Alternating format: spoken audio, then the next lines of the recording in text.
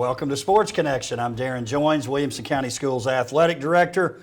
Pleased to have back in studio our first Sports Connection of 2023, Tate. Welcome back. I hope you had a great Christmas and a very happy New Year. I did. It was great, and I hope yours was as well. No, it was. Glad to be back, though. Only so much time you can take off, right? You start offering to go to the store. Yes. Oh, I'll go. You went this morning.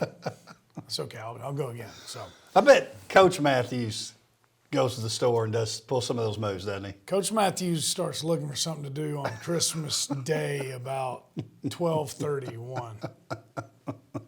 Starts checking stuff he normally wouldn't check. Like, yes. Hey, let me got to make sure That's in the area. So he had a good one. Well, I'm glad you did. And listen, it's that exciting time of year. Wrestling, heading towards the postseason. Bowling, we'll have that coming up very soon. And then obviously basketball with the district games, which we're going to talk about here in a second. Here we go, heading towards the postseason again. Yep, it's that time now. It's that time. District season's getting ramped up a little bit. Got a little teaser Friday night. And there were some, as we expected, there were some very tightly contested ball games. Some great games. It's going to be fun the next, 4 weeks, 5 weeks? It's going to be some great games. Hey, and then real quick, side note, Music City Bowl, you were in attendance. Wait a second. You trying to bum me out here? No. I mean, it is what it is. That's okay. Y'all been on a heck of a run. You can't win them all. True. But I would say for the first time ever, we had a Wilco athlete starting at quarterback in the Music City Bowl, Destin Wade. And I'm going to tell you, I thought he did a good job. He did a great job. First snaps of the season, he goes 18 for 30. Everybody remembers the 2 pick sixes, but it's not like he was playing against Ball State. No. That's a top 10 defense. Yes, really good team. So I thought it was very cool, man. And there's going to be a lot more snaps. But yeah, you're right, 18 for 30. Remember, this time last year, 3 weeks before, he was in Chattanooga playing high school football, man. So very cool. And his first snaps of the year. First snaps of the year. And his brother played well as well. So very cool. Tate, before we talk about wrestling and basketball, let's talk a little volleyball. Welcome to Coach Sarah Rucker. She's the new volleyball coach at Brentwood High School. Former coach of Hillsboro. Now, a couple things here. First of all, she gets Hillsboro to the state tournament this past year. First time since '82. I was 11 in 1982. Do you see it here? Have you picked it up on it yet? There's a reason why I do. What, 82? Yeah. Oh, Brentwood opened in 82. Yeah. Yes. What about that? Well, and here's another thing to add to it. Hillsboro, great run. They beat Ravenwood in the sectional. They go to the state tournament. They lose in the consolation semis to Brentwood. And who did they beat in the district region tournament? Didn't they get Ravenwood? Ravenwood. Yeah. So yeah, they're used to. Oh, I said sectional, didn't I? Maybe. It was a sectional. Yeah, sectional. Sectional. Yep. So anyway, a lot of things going on there. I like because Coach Rucker said, if you can't beat them, join them. Which I thought was kind of cool. That is good. So she's got a pretty good little pedigree there. It's a tough job. It's a lot of high pressure in that particular position. Again, shout out to Coach Cram, who took that job for a couple years. And listen, it's not easy.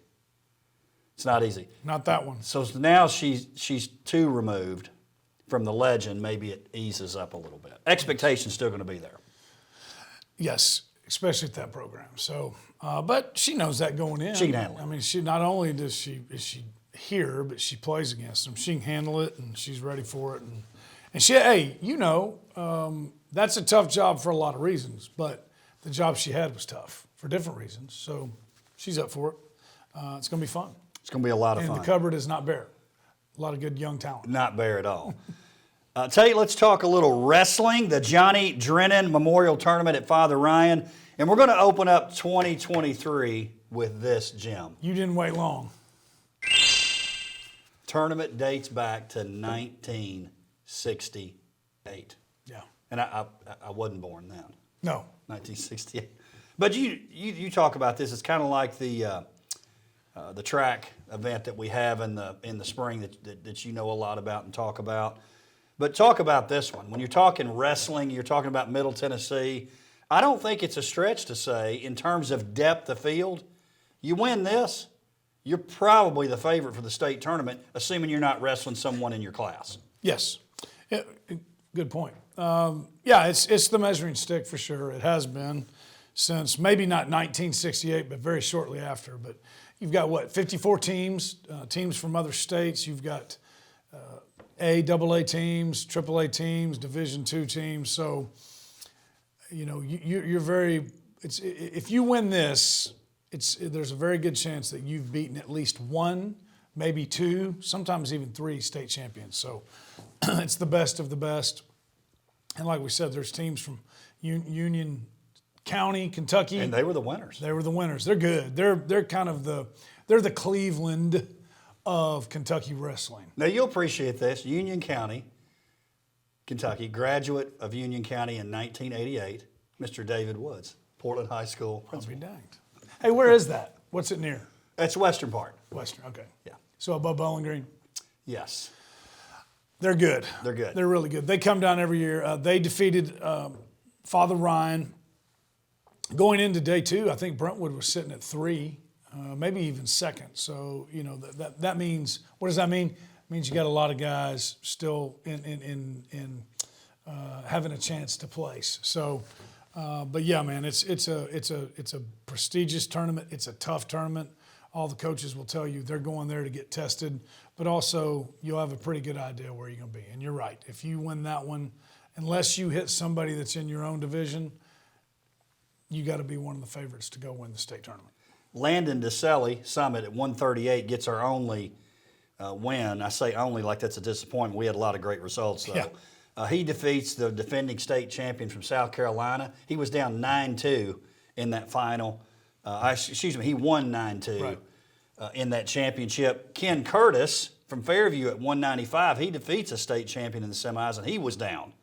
Comes all the way back, ties it late, ends up with a win. Jarvis Little of Summit at 126 as a runner-up. And Brock, don't call me Slim Whitman, at 145 for Franklin. For those of you out there that don't know Slim Whitman, please look that up. Look it up. Listen, and don't kid yourself, Tate. According to my sources, Slim had sold more albums than Elvis Presley internationally. Keyword is had, and when was this? Because I think they need to run those numbers again. But I will say this, Slim is in the all-time mustache Hall of Fame. He's up there with Tom Selleck and Sam Elliott and Gary Rankin and Jimmy Maynard, man. Slim Whitman is on the all-mustache team, the all-Mad mustache team. I like that one. Y'all need to, young people, Google that. But yeah, Brock's going to be fine. Was runner-up in the tournament last year, And Kendrick Curtis, he got runner-up to I can't remember his name, the young man at Trousdale County. Tough kid. A little side note on that one. That guy's pretty special. He's the defending state champion from Trousdale County. He's the only member of the team. It's a one-man team. He has to go elsewhere and practice. Tough kid. Now that's cool. It is cool. That makes it hard to root against that kid. Yeah. It really, really does. Yeah. So, and Landon, did you see Charles Pulliam, as always, Charles loves wrestling, and he loves the Johnny Drennan. It's still the Father Ryan Invitational to me, but if Coach Simpson calls it the Johnny Drennan, I guess we better too. But Pulliam wrote a great article on the Williamson Herald. Did you see what Landon said? I did see. He said a lot of things. He was pleased, glad that he won, but that's not the goal. The goal is to win. He wants the big one. Yeah, he wants the big one. Wyatt Gibbs from Brentwood finished third. He defeated Independence Spencer Kahn in the third place match. Patrick Stiblow from Centennial at 220 finishes third. He defeats Noah Dixon from Brentwood. And then Arash Yazdani of Brentwood finishes fourth. So you look at those team results, Tate. You got Summit 8. Brentwood, I'm telling you, watch out for Brentwood now. No, yeah. They've got a really good squad. They finished 9th. Hey, what does that remind you of when you look at that Brentwood team, those results? What do you mean? They're kind of like in track. What do we talk about? Oh, the numbers. That's right. That's right. They're going to point you to death. What did you call that one? Death by 1,000 guys. We brought that back for 2023. So Summit 8, Brentwood 9, Franklin 11th. They're making a move too. Fairview 16, Indy 21, Ravenwood 25th, Centennial 34. So another great tournament, another great showing. Nolensville quietly doing their. Now they didn't go to the Drennan tournament, but they win the Michael Pruitt Invitational in Alabama.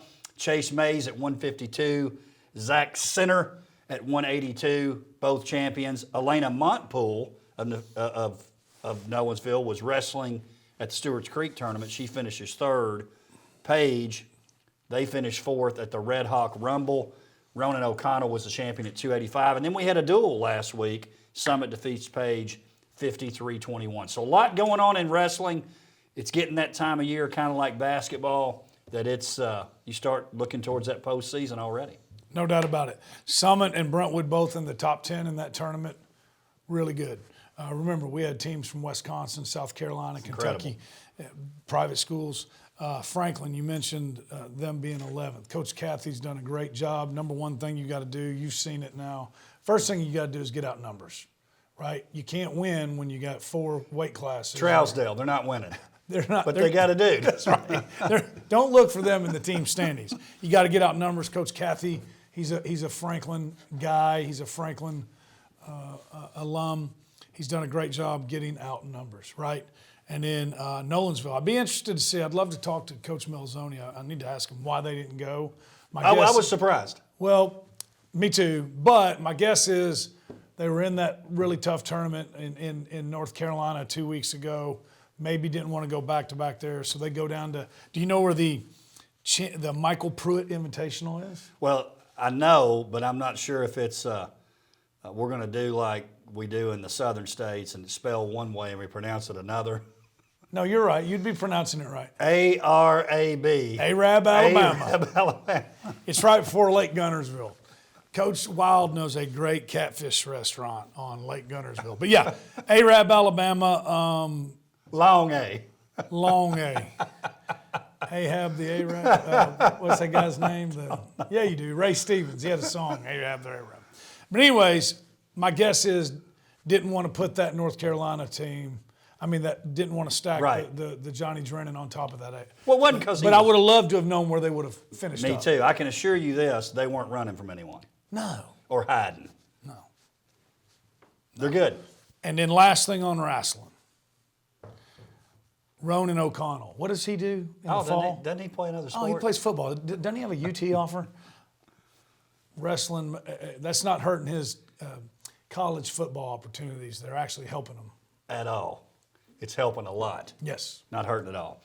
Hey, Tate, let's talk a little basketball. First time we've been together since the holidays. A lot happened during the Christmas holiday, and I always say with basketball, a lot happens in terms of figuring out about your team. You know, who's the lineup maybe gets a little bit shorter. To me, you really determine what kind of team you're going to have during that Christmas break. You have an opportunity maybe to be together. You go to a tournament somewhere, which a couple of our teams did. The chemistry kind of gets worked out. Really the highlight, I thought, was Franklin and Indy going down to Florida, and they play one another, and they have a great game, a 77-75 win by Franklin, where they hit 25 threes. Overtime. 25 threes. So they both go all the way to Freeport, Alabama. Craziness. To play in the Hilton Sandestin blowout, that's right. Beach blowout. That's right. And they end up seeing each other in the finals, and they go to overtime. From all accounts, it's just a fantastic game. And anytime those two get together, it's coming up soon. End of the week, maybe. The 20th, I believe. End of the month, and that's at Franklin. That's right, at Franklin. I play. You better get there at the beginning of the girls' game, or you're not getting in. Yeah, it's exciting. It's really exciting. Hey, let's talk about some of these district matchups this past week. We're going to start off talking about the WCTV Game of the Week on the girls' side. This one surprised me. Even though they won last year, it surprised me. Indy with a 58-55 win over Summit. And I think what surprised me maybe even more is Indy was coming off a loss to Fairview on Tuesday. Yep. So Tuesday night, you've got a home game, you're playing Fairview. Fairview breaks like a 12-game losing streak by getting that win. So you figure, hey, it's trending. But listen, rivalries, Coach Hill does a good job. They end up getting that win. Riley Brooks broke a 50-50 tie with a big layup with a minute and a half left. Anna Gibbs hits a couple of free throws to put them up 54-50, and then Summit just couldn't quite get back in that game. So that's a big win for Independence, not only because it's the border battle, but it's the first district game of the year. They're 1-0. Well, Coach Jeremy Moore, we'll talk about it a little bit later, but I saw in the paper, he said the way he's looking at it and been talking to his team is these are going to be 6 one-week seasons starting in the beginning of the year. Well, and I like that. I like that too. I thought it was good. So Coach Hill and the Lady Eagles can say we're 1-0. 1-0. 1-0. Week 1, we're 1-0. And you know what I like about this? The different personalities, right? But Coach Hill wins everywhere he goes. He does. And he's definitely made Independence better, and I think pretty dang quick. That thing was not in great shape when he got there. Not in great shape, and he's done a really good job. He has. And I feel like when the way they won, players win games, but do you chalk that up to the scout, the game plan? I think it's part of it, for sure. I think the big thing that happened, and I wanted to mention Savannah C., 14 points, Riley Brooks, who we mentioned earlier, also in double figures. To me, this was the stat. Summit had 3 threes. Yeah. Indy had 3 threes. So if you would have said before the game, hey, Indy and Summit are going to hit the same amount of threes, I would have said, well, that gives Indy their only chance to win. So they did a good job guarding the three-point line. Nicole Rosani has 24, but Quinn Johnston, who's been hitting a ton, only had 5. So nice job defensively by Independence on Quinn. Yep. Said, because you look at it, they beat them, but Summit still scored 55 points. So, I mean, he had to have said, look, they might score 70 on us, but it ain't going to be from three-point range. Well, I think if you talk to Coach Wild and you say, hey, you're going to score 55, he would have said, then That's we'll a win. Yeah. Those rivalry games, man, you never know. He'll definitely spend some time on huddle watching that one. For sure. Brentwood, and listen, They made some threes. Brentwood right now on the girls' side may be playing better than anyone in WCS. They made 14 threes. They've won 12 games in a row. Now listen, I'm maybe going out on a limb saying this. State tournament? Of all, not quite, maybe, but of all the Brentwood teams I've seen since I've been here, and then we played them a lot when I was at Beach too, this may be the most talented Brentwood girls team I've seen 1 through 5. It's pretty good. Athleticism, what is it? When you say that? I think they've had some good ones. They've got all the pieces. Yeah. I think a lot of teams have been dominated by a player or two. They've got several young ladies who can play, led by Ella Ryan, 22 points, 10 rebounds, 6 assists. She hit 4 threes. She's only a sophomore. Natalie Halstead, 11 points. Brianna Keating Rendon with 9 points. I just think their depth and quality of player, it's one of the best teams they've had. Yeah, I like it, and he lets them go. play too.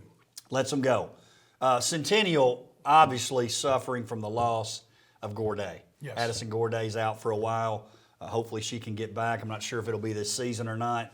But Bethany Wright gets 11, and then Kelly Lacker 8 points. But that was going to be a tough road to hoe for Centennial, especially without Gourday. No doubt about it. And 14 made threes. It's going to be hard. That's going to be hard for anybody to overcome. When they're shooting like that, you're in trouble. That's stroking it. I mean, it really is. Tate, how about Nolensville Ravenwood? We haven't really talked about Nolo a lot. Playing really well, and again, they have some youth on that team with Coach Ladd's team. Yeah, they do, and Emily Hunter led the way, 11 points, 7 rebounds, and 5 blocks. It's a pretty good game. It's well-rounded. It's kind of like those state tournament runs they were on. They had some players like that. Jenna Ruth Moyer, 10 points, 6 rebounds, 5 steals, 4 assists. She had to have gotten some sort of a game ball or a shout-out, turnover chain, whatever. That's really, really strong. Coach Ladd's building that thing back up. Elizabeth Flynn and Emma Rail each scored 11 points for the Lady Raptors. So that's a nice win for Nolensville. It's a nice win. 46-41 at Nolensville. And listen, on Tuesday night, Brentwood beats them 39-35. Yeah. Nolensville's right there. They're right there. And one, only getting beat by Brentwood by 4, but holding them under 40 points, that's pretty strong. Well, Ella Ryan and Natalie Halstead and Brianna Keaton, Rendon had 42 points just together against Centennial. That's 3 less than the whole squad. That's well, right. no one's funneling people inside. Got the big girl in there who can defend. Tall. That's kind of the way you got to watch saying big. Tall girl. Tall girl. Yeah. Tall. Yes. I have 4 sisters. The 5. Look, The I know. 4. I know this deal. Yeah, you should have known better than that. That's the way Coach Ladd likes to play, though, isn't it? Yeah. He's doing a really good job. Love Coach Ladd. You think Coach Ladd was mad the other night in that Jacksonville game? Yes, I do. I think he was real mad. Good thing it was on Saturday. He had Sunday to cool off before practice. Battle of 840, non-district game, but Battle of 840. Page girls 70-37 over Fairview. Again, Fairview with that big win over Independence on Tuesday night. Braley Bushman, who's having a great year, 27 points. Avery Payne, 10. For Fairview, Maddie Brewer, 14 points. And I don't think we're surprised that Page wins. But again, Fairview, that's a huge win Tuesday night. Yeah. And you're thinking, okay, maybe they've kind of found something. And that game was at Fairview. So nice win there for Coach Kaufman and his squad. Franklin with a 38-53 loss at Hillsboro. Here's something you're not going to be able to overcome. Franklin only shoots 29% from the field. If you do that in basketball, you're probably not going to win. And Hillsboro's good. Yes, they are. And they were part of that 29% from Sure. the field. Yeah, so, but yeah, and they know that. Amy Elliott, though, she was all over the court, 11 points, 13 rebounds. From your point guard. Point guard. 13 rebounds. Against Hillsboro. Nice job, Amy. Kind of hard to, when you're talking to the rest of them, like our point guard's getting 13 rebounds, guys, or gals. Come on. Come on. Got to pick it up. Emmett Powell had 10 points too, but wasn't there, but I would think Hillsboro had a lot to do with that. Coach Hahn's doing a good job. She is, and the thing about it with Franklin, I've said this for a while. You look at Franklin the past few years, there's a year here and a year, and it kind of goes up and down. They've had a lot of coaching changes. Yeah. It's hard to have coaching changes and have a program. Coach Hahn, hopefully she's there. Thought Coach Johnson did a good job sort of keeping it between the ditches there for a couple of years. He wanted Rachel to take it, and now she's got it, so we'll see how that goes. Hopefully they can get that thing turned around. Boys side, let's start off talking about the border battle. Again, WCTV game of the week, 64-37, Independence over Summit. They get the sweep on Friday night, winning the girls' game also. And let's take a look, Tate, at those plays, not plays of the week. Witt's able to get himself some good looks. Unfortunately, not able to cash in for most of them. Well, he may be able to cash this one in. Bam! Witt sending it in. That's a pretty easy one for a 6'9" guy. Oh! Well, that was quite a... Oh, my. We got a triple team going on. Montgomery. Oh, good move. Montgomery with the steal, the behind the back move, able to lay it in for the Eagles. Yeah, he had a good run. Oh.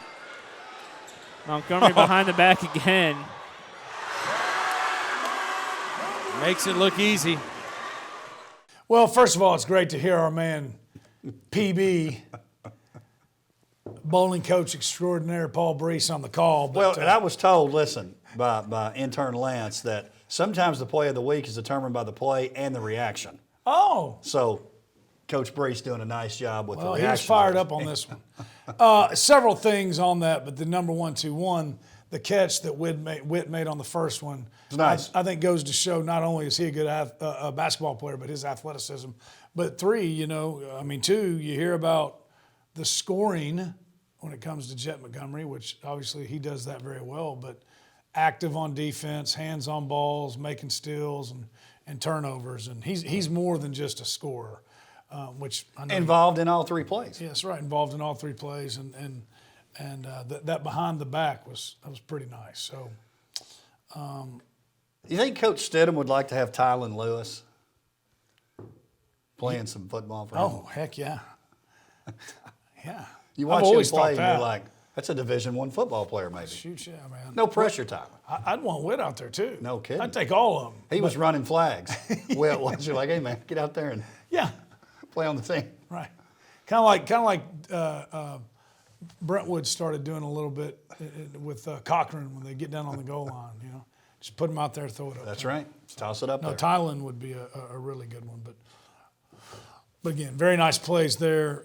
But I do love that, man. You know, when your teams were like that at Franklin. You know, you guys had guys that could shoot, and Glover, but you know, I think that went unnoticed sometimes. Glover was very active on the other side of the court as well. Very active. 41-30 entering the fourth quarter. Indy goes on a 23-7 run. And, you know, we talk about Montgomery, 24 points, 4 threes. Tylen Lewis, 13 points. But Houston Hicks had a nice little run there. He scores a bucket late in the third that makes it a double-digit lead. He scores the first 5 points of the fourth quarter. All of a sudden, that lead has been stretched out to 16 points. So want to give Houston a shout-out for sure. Nice job of him. Alex Pollard, the only senior for Summit, leads them in scoring with 13 points. Maybe the game of the night on Friday. Centennial 42 at Brentwood 40. Coach Moore, Coach Bond have brought the old 9 AAA into WCS. You know, we're used to get scores in the 70s and 80s. No. Games in the low 40s. Yes. But a great game. That did. That looked like a Laverne Wilson Central score That's from exactly what it looked like. 2005. It's exactly. Every miss is like, oh my gosh. But nice game there. I like that matchup. Yeah. That matchup's always going to be one, I think, that is a great game. Centennial grabbed that lead early in the fourth, 39-31, and from there wasn't much scoring, really. No. Well, and 42 to 40 win, that was a huge win for the Cougars and Coach Moore. I think that was even maybe a little lower scoring than what he thought, but it's what he wanted. But that's how they're gonna beat those teams, right? And the thing about it is they left some on the table with missed free throws towards the middle to the end of the fourth quarter. So got the win. Like the executive producer of this show always says, don't ever apologize for a win, ever. But I do think that with the free throws, they made that thing a little bit closer than it needed to be. Another great performance by Daniel Cochran, the most athletic big man out there. I think Coach Moore called him a 6'7" guard. Great player, but it's pretty nice when you got a guy like Dom Reed who can, you're not going to shut Daniel down, but he can play defense on him probably better than most. So a matchup within the matchup, I think that was pretty fun for the spectators to watch, was Dominic Reed and Daniel Cochran going at it. Well, it's 42-40. Cochran brings the length of the floor. He has to kind of shoot a double pump 3, but it's because of the defense of Reed. Yep. Did a great job on him. The ball got loose. Time expires. 42-40. Tanner Lee, 13 points for Centennial. Malachi Moore, 10. Daniel Cochran, 13. Malachi Moore, 10 points. Much better shooting stroke than his father. It's pretty cool, man. I remember, you do too. Oh, yeah. We remember when Kai was Right. walking around with Jordans on his feet and a pacifier in his mouth, man. That's pretty neat. Listen, those 3 guys we just mentioned all play multiple sports. That's right. Football, basketball, baseball represented. Do it all. That's right. Do it all, young people. Do it all, man. You only get one shot at this. One shot, if you're lucky. Ravenwood, 53-48 over Nolensville. And that's a game that Nolensville really, they had to lead the whole game pretty much. But I'm telling you about this Ravenwood team. Number one, they play close games. Number two, they've got a knack at the end of games pulling these things out, which is a great, you would think they had a lot of seniors, but they don't. They don't. Just got a couple that play a lot. They're down 42-34 entering the fourth quarter. They go on a 19-6 run in the fourth quarter to get that win, 53-48. And I'll tell you, the momentum changed when sophomore Max Kemple hits a couple of big threes. And the thing I love about him, number one, he's got a great stroke. Number two, no conscience. He's like, I'm letting this thing fly, which, you know, sometimes makes you get excited as a coach. Sometimes it makes you pull your hair out, which obviously Coach Whitlock would have to turn and pull somebody else's hair. Correct. If he was going to do that. He can work on his beard a little bit. But I'm telling you, they just have this thing at the end of games. Watch out for Ravenwood. Well, that's what I was going to say. They're kind of hard to figure out, right?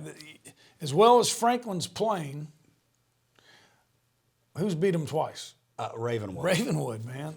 So I think, yeah, if you don't match up well with them, I think they cause you a lot of problems. But you're right. And then you got him, you got Max, sophomore Max Kemple contributing from the three-point range. You already know we got the floor general, Evan Gaynor running the point, and then Rocco Lamuno with 20 points. He's a guy who can, if he gets going, he can put up big numbers on you. So all guys that'll be playing next year too. that's right. This isn't their It's last. going to be a nice 2-year run for them. It's not their last rodeo, so to speak. Hey, Nolensville, Coach Gadice is doing a nice job. Yes. They've had some good wins. They're going to have a big breakout win against one of these teams. You can just feel it. Getting great leadership from Charles Winfrey, the senior. Also some nice play from Lucas Pring, whose mom's the assistant coach there She knows for a little Nolensville something girls. Absolutely. And Adam McCullen had a nice game for Nolensville too. So I know it was frustrating for Coach Gadice and his staff, but I'm telling you, Nolensville, they're going to be picking some people off that when the year started you would have said no way. That's right. Played well the other night. Battle of 840, Page 40, Fairview 49. Nice bounce back from Fairview. They had lost to Independence on Tuesday night.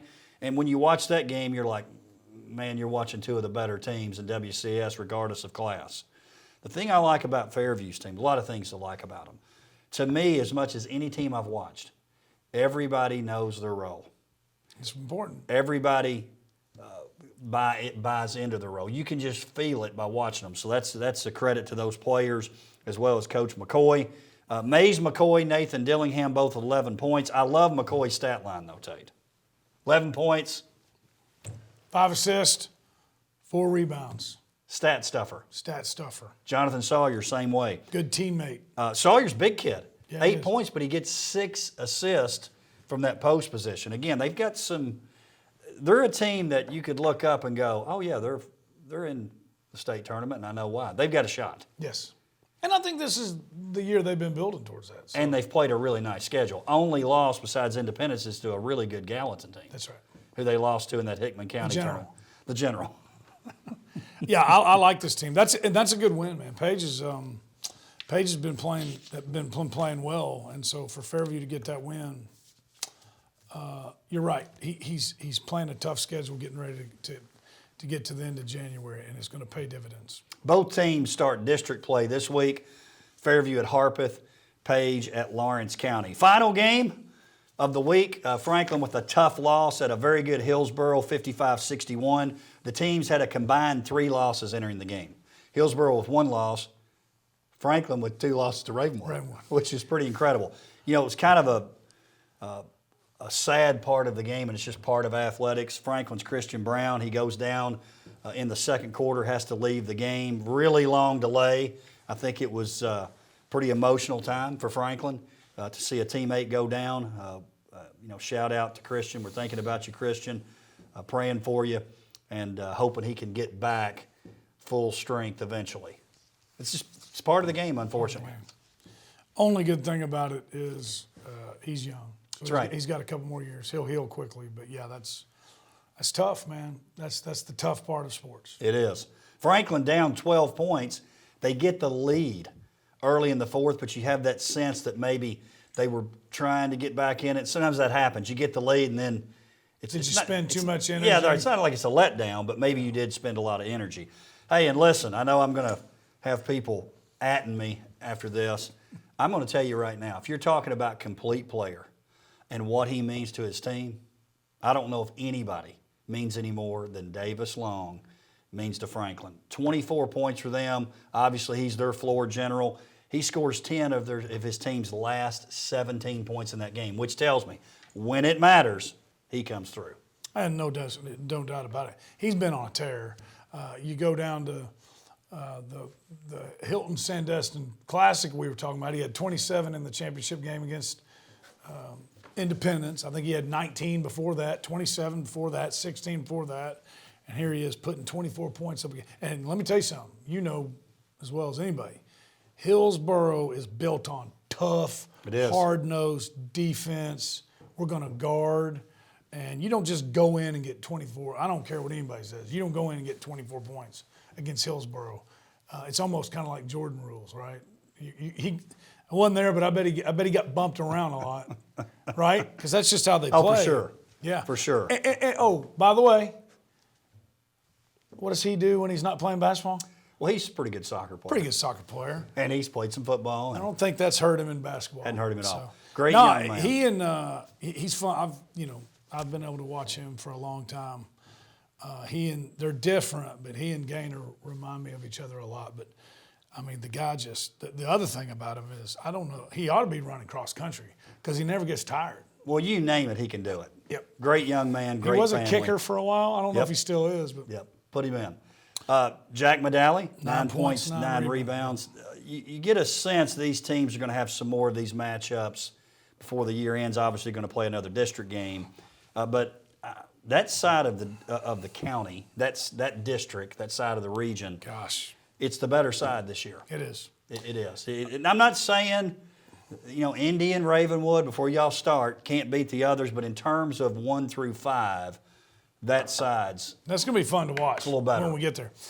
Not in the excuse-making business, but like you said, what happened in the second quarter, it changes. It changed It it. changes. So I think Franklin's looking forward to another shot of them. Tate, finish up with this. Going to be some great games this week. Brentwood Summit, play early in the week. Centennial Ravenwood, Nowensville Franklin. And then we end the week, the WCTV game of the week, the Battle of Franklin, Centennial at Franklin. That's going to be a great game. And listen, I think Centennial, I'm talking to Coach Moore, he loves this team. He does. Don't just bank on Franklin getting that win. No. Centennial's got a nice team. Tell you what you can bank on. There will not be, on either side of that scoreboard, you will not see the first digit of the number being a 7. I get the sense, and I'm not one of these that thinks this is bad, as long as it's not dirty. There's no love lost here. Franklin Centennial. Programs or Just no? the teams. I can kind of sense it and feel it. I'm pretty sure, isn't this the Natchez game too? I think it is. They're going to do some Hall of Fame stuff. I think they're doing at Natchez. Franklin. Well, I think their teams are getting in their Hall of Fame, like a couple of their awesome. teams. Very cool. And it may be. Yeah, it may be. But I know that night Yeah. they're getting a couple teams in the Hall of Fame, which I know Centennial will be excited about sitting through that in between games. That'll be it. No, wait a second.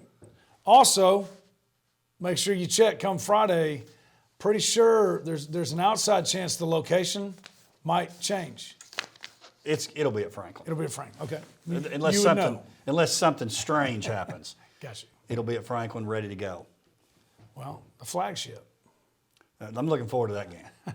I'll be in attendance at that one. Tate, Then you know it's a big game. Tate, great to have you back. Yeah, man. Looking forward to see what happens. Not only as the winter finishes up, we'll be heading into spring. We'll be heading into Wilco's, and before you know it, we'll be talking about 23-24. Hey, before you know it, we'll be talking flag football again, man. I know it's going to be fun. 2023, baby. It's going to be fun. Tate, thanks for being here. You too, brother. See you next week.